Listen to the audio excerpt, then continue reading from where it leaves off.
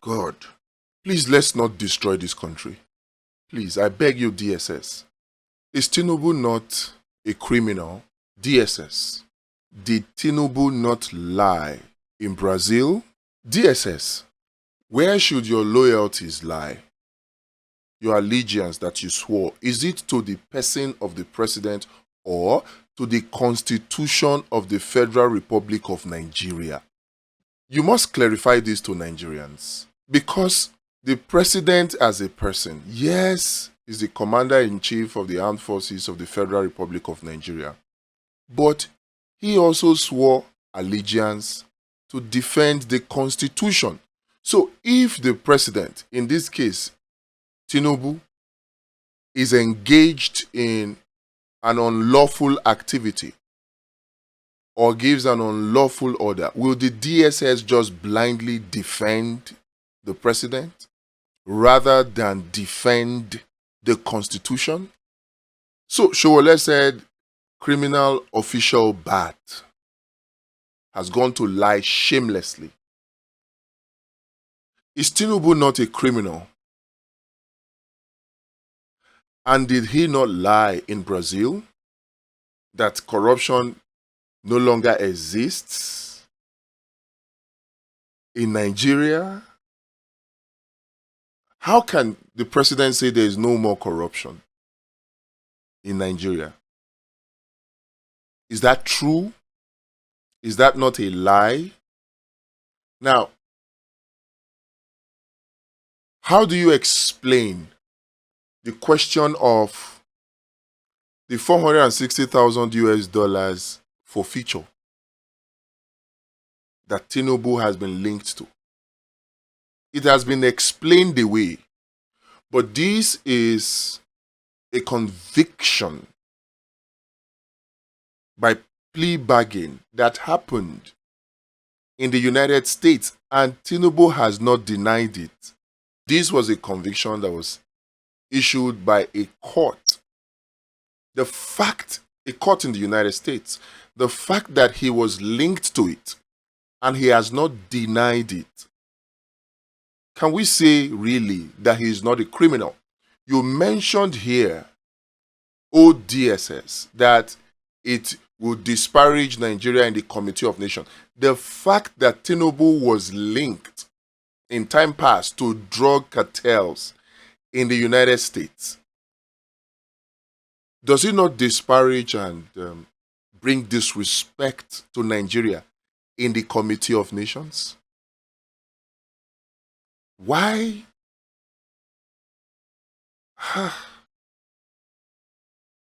Can I even call this overzealousness on your behalf? You need to be very, very careful.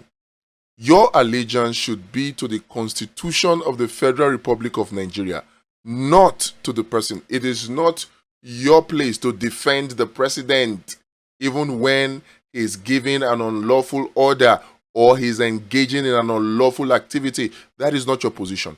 And you know what makes it worse? Your position is to defend the Constitution. You know what makes it worse? Supporters of Tinubu, people like Bayo Ononuga, people like Okpevolo, the governor of Edo State, have said worse things, and you DSS did not caution them. People like MC Oluomo have said worse things that we know are even false, that are capable of causing hate speech. And DSS did not say anything. Why cherry picking? Does it mean that the DSS now is not defending the Constitution? Is not defending the person? No, now. I have been in the Court of Justice, Wite, of the Federal High Court in Abuja. And I have seen suspects dragged to court by the EFCC over money laundering charges, over Yahoo charges. And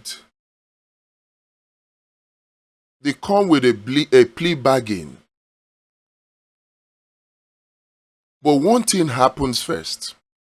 Despite the plea bargain that happens, the court first of all convicts the suspect. Yes, before implementing the plea bargain. And the same thing happened.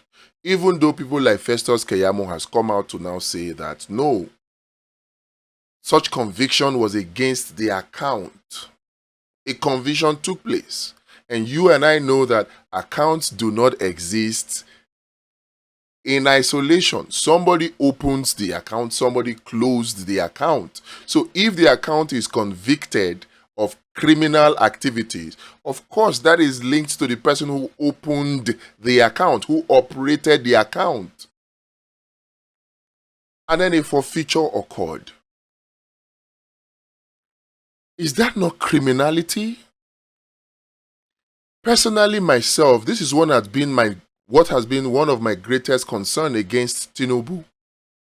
The fact that he is linked to such criminal activities in the past. And the fact that he has not even come out to deny it. And the fact that he has found a way to get people who initially criticized him to come and be defending him. And the fact that he has not even come out to publicly apologize.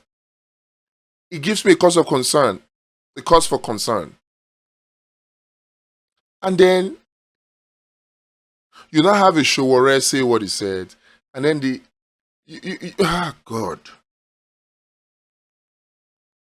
Please, let's not destroy this country. Please, I beg you, DSS. Your work is not to defend the person of the president. It's to defend the Constitution. You were set up as a security outfit to maintain peace and order in Nigeria by defending the Constitution. So when the president obviously says something that is false,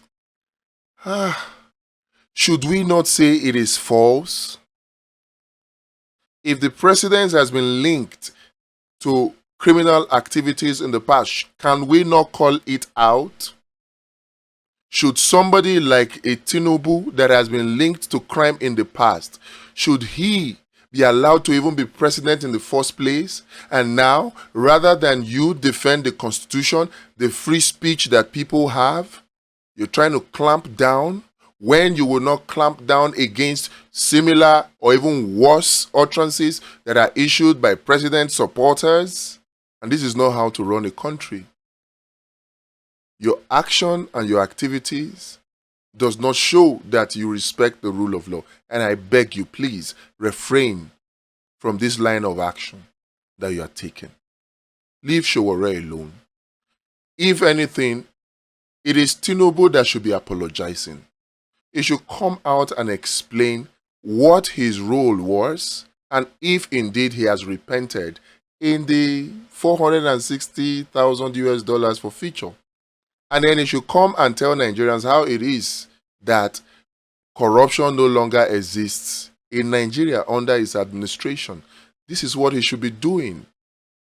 If he's able to clarify these two facts and explain, I am sure that if anybody right now, the only person that is being bullied or terrorized is Sowore. And Nigerians must speak in his defense. If we don't speak in his defense today, Sowore can get...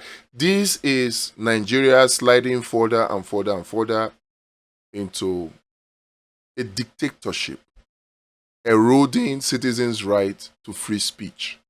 And I saw the nonsense that the person they called Abati said on HARASS News. It's becoming clearer and clearer by the day that Reuben Abati has switched masters. It's becoming clearer. Because I can't understand why he would put up that kind of weak, lame defense without pointing to the fact that there was a $460,000 forfeiture. So is Tinubu not a criminal? Did he not lie? Answer those two questions. DSS. And when you're done, if you're looking for hate speech that are capable of destabilizing the country, look to the speech that Okpebolo made against Peter Obi. the speech that Bayo Onanuga made against Igbos, the speech that people like MC Oloma and even the First Lady himself, Remi Tinubu, made against a tribe. Those are the speeches that are hate speech and are capable of causing breakdown of law and order in Nigeria. Show yourself to live above board.